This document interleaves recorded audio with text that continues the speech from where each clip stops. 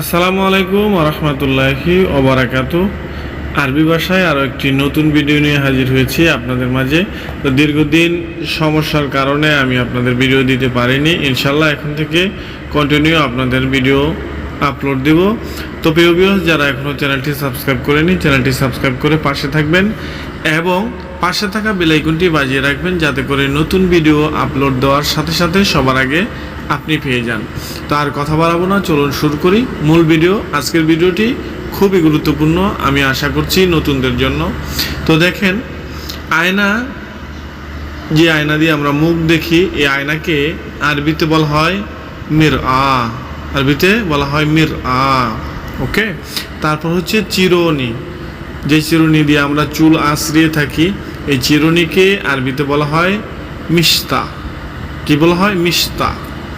তারপর হচ্ছে তালা, তালাকে আরবিতে বলা হয় কুফল।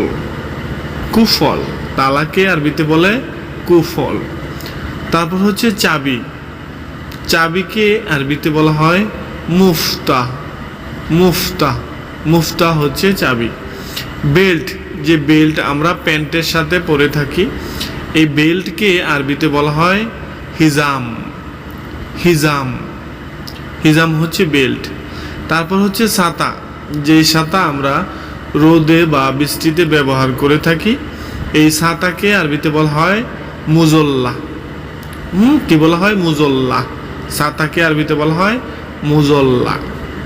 তারপর হচ্ছে মোরগ, মোরগকে আরবিতে বলা হয় দিক। কি বলা হয়? দিক। দিক হচ্ছে মোরগ। এবং মুরগিকে আরবিতে বলা হয় দেজাজ। দেজাজ, দেজাজ হচ্ছে মুরগি। হাঁসকে বলা হয় বাত্ত। কি বলা হয়? বাত্ত। বাত্ত হচ্ছে হাঁস। ছাগলকে বলা হয় মাআজ। ছাগলকে বলা হয় মাআজ। এবং ভেড়াকে বলা হয় গানাম। গানাম হচ্ছে ভেড়া। এবং গাভী, গাভীকে আরবিতে বলা হয় বাকারা। আরবিতে বলা হয় বাকারা। মহিষকে বলা হয় জামুস। মনে রাখবেন। তারপর হচ্ছে মই, এই মইকে কিছু কিছু এলাকায় চঙ্গা বলে থাকে, আবার কেউ মই বলে থাকে। এক একজন এক একটা বলতে পারেন, এই জন্য আমি ছবি দিয়ে রেখেছি। আপনার দেশের ভাষায় কোনটা বলা হয় আমি জানি না, তাই আমি যেটা বইয়ের ভাষা সেটাই ব্যবহার করছি, মই। এই মইকে আরবিতে বলা হয় সেল্লিম। আমরা যখন উপরে কোথাও উঠি, এই মই ব্যবহার করতে হয়। সেক্ষেত্রে কাজের ক্ষেত্রে, বিশেষ করে যারা রঙের কাজ করেন, যারা রঙের কাজ করেন, তারপরে যারা আরও অন্যান্য কাজ করে থাকতে পারেন, বিল্ডিং কনস্ট্রাকশনের কাজেও এই মই ব্যবহার করা হয়। সো আপনার যদি এই মইয়ের প্রয়োজন হয়, আপনি সেল্লিম বললেই সবাই বুঝতে পারবে। এই মইকে বলা হয় সেল্লিম। তারপর হচ্ছে লাইট, যেটা বৈদ্যুতিক লাইট, যেটা এই লাইটকে বলা হয় লাম্বা। লাম্বা হচ্ছে লাইট। তারপর হচ্ছে তার বা কেবল, যেটা বলেন, তার হচ্ছে কেবল বলা হয়। এবং তারকে আরও একটা নামে জানে, ইংলিশ, যেটা ওয়ার। এই তার বা ওয়ারকে কেবল বলে থাকে সৌদি আরবে। তারপর হচ্ছে এসি, এসিকে আরবিতে বলা হয় মোকায়েফ। মোকায়েফ হচ্ছে এসি। তারপর হচ্ছে গরম, অবশ্যই আমরা এই মোকায়েফ গরমে ব্যবহার করে থাকি। গরমকে আরবিতে বলা হয় হার। এবং যেটা আমরা অনুভব করতে পারি, যেটা হাতে লাগলে যেটা গরম বলা হয়, সেটাকে বলা হয় হার।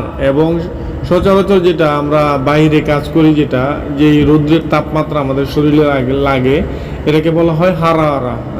এবং হারারা কিন্তু জ্বরকেও বলা হয়, মনে রাখবেন। তারপর হচ্ছে ঠান্ডা, ঠান্ডাকে বলা হয় বারিদ। ঠান্ডা হচ্ছে বারিদ এবং গরম হচ্ছে হারারা। এবং যেটা আমরা অনুভব করতে পারি শরীরে বা হাতে লাগলে, এই গরমকে বলা হয় হার। জবুন, জবুন শব্দের বাংলা অর্থ হচ্ছে কাস্টমার। এবং বিয়া, বিয়া শব্দের বাংলা অর্থ হচ্ছে বিক্রি করা। মুয়াসিফ, মুয়াসিফ শব্দের বাংলা অর্থ হচ্ছে কেশিয়ার। আগ্রাত, আগ্রাত শব্দের বাংলা অর্থ হচ্ছে জিনিসপত্র। জিনিসপত্রকে আগ্রাত বলে থাকে। স্ত্রী, স্ত্রী হচ্ছে ক্রয়। ভাড়া হচ্ছে মিশওয়ার, ছুটি হচ্ছে ইজাজা। ভালো থাকবেন, সুস্থ থাকবেন।